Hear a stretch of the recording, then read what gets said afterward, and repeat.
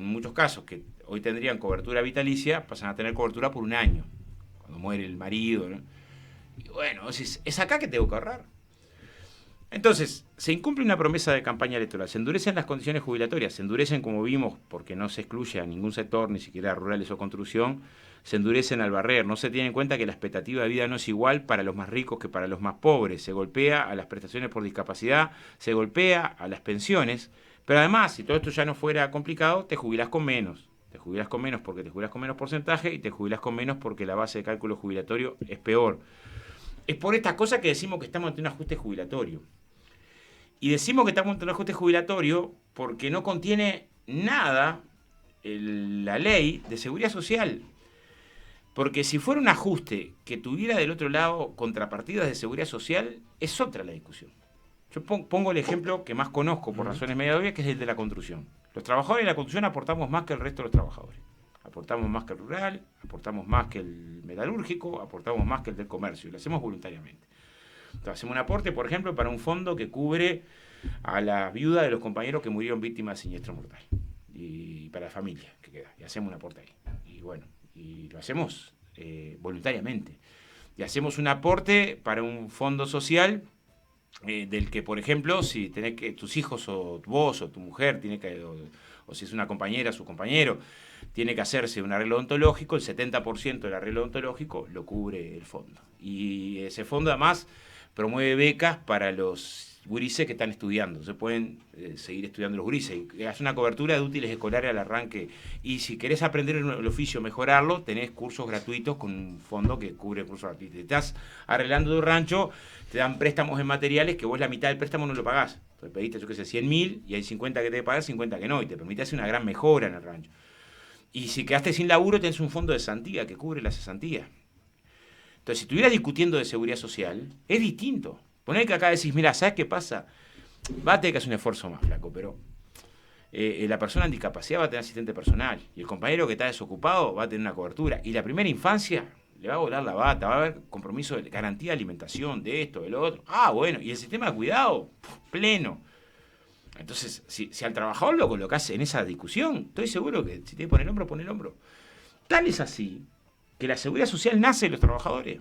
¿Cuál fue la primera forma de seguridad social? Colectas en los centros de trabajo para el trabajador que estaba lastimado, que estaba accidentado en el siglo XIX. O sea, nace de ahí.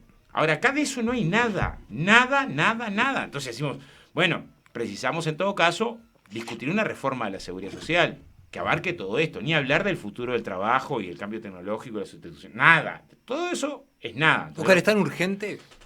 No, porque esto que no. vos me estás planteando a mí me parece súper interesante, pero lo imagino en los tiempos institucionales del Uruguay y para llegar a, yo ni siquiera digo ponernos de acuerdo, para discutir una reforma general de la seguridad social, este país precisa 3-4 años. Puede ser, pero tanto no es urgente que en el capítulo jubilaciones... Digo, porque a mí me encanta como vos lo planteás, yo no voy a eso, pero me parece... Pero tanto no es urgente que en el capítulo jubilaciones, si bien hay aplicaciones inmediatas que se esconden, como esto de la discapacidad o las pensiones a las viudas, en el capítulo jubilaciones los primeros jubilados por el nuevo régimen van a ser dentro de 10 años, 12, ¿no?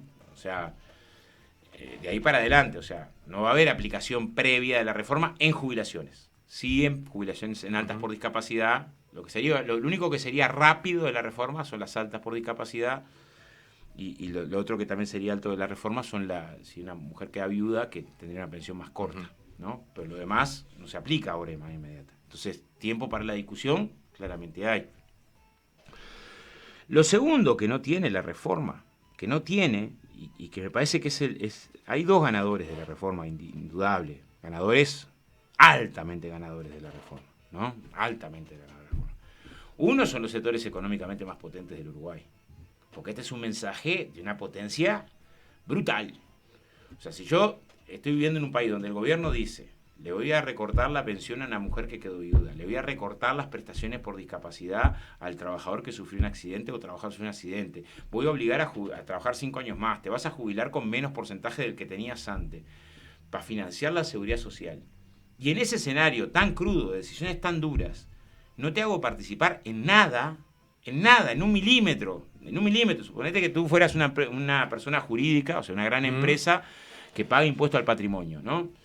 Y tenés una exoneración de decenas de millones de dólares. Y digo, no te voy a tocar un 1% de tu exoneración. No un nuevo tributo, un 1% de tu exoneración. El mensaje que te estoy dando es que estás cuidado, estás protegido, pero de manera plena, porque en medio que estoy tomando decisiones de esta magnitud, de este calado, de esta profundidad, que abarcan a tantos miles, usted no va a participar en nada, de acá al 2040, nada.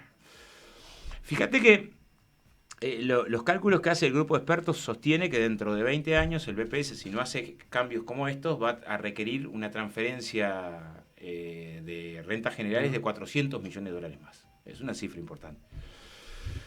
No es que no te preocupes, decir, bueno, es un potente, ¿no? El año 2022 se exoneró de impuesto al patrimonio, que, repito, pagan no todas las empresas, no las empresas medianas. Son empresas que tienen que tener una rentabilidad de arriba de $500,000 anuales. O sea, se exoneró en casi 800 millones de dólares. Y de impuesto a la renta de la actividad empresarial, de impuesto al patrimonio y impuesto a la renta, son casi 1.600 millones de dólares de exoneración.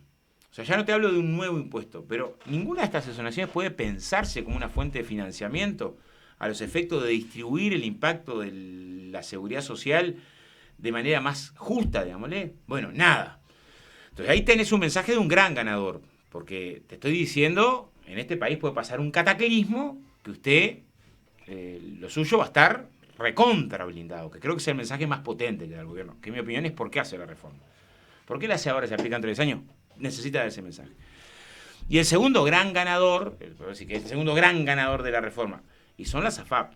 O sea, las AFAP pasan a incrementar sus usuarios en que un conjunto de sectores que no aportaban a las AFAP, escribanos, bancarios, de altos ingresos, profesionales, cajas militares, todos van ahora a las AFAP, ¿no? Y sectores de bajos ingresos que no estaban obligados pasan a estar obligados a AFAP. O sea, ahí hay un segundo ganador. Es decir, bueno, ¿cuál es el segundo ganador de la reforma? ¿Qué segundo mensaje se da? Acá hay un ganador indiscutible. Este gana, ¿no? Este gana porque gana el mensaje político. O sea, si no te toco ahora, cuando tengo que hacer todo este sacrificio, no te tocó nunca, ¿no?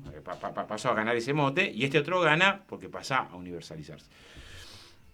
Ahora, es claro que es una reforma con escaso apoyo social, salvo de estos dos, y esmirriado apoyo político. O sea, Cabildo es una cosa curiosa. Dice, esta reforma es injusta, profundamente injusta. Fue el discurso el único que habló de Cabildo en la sesión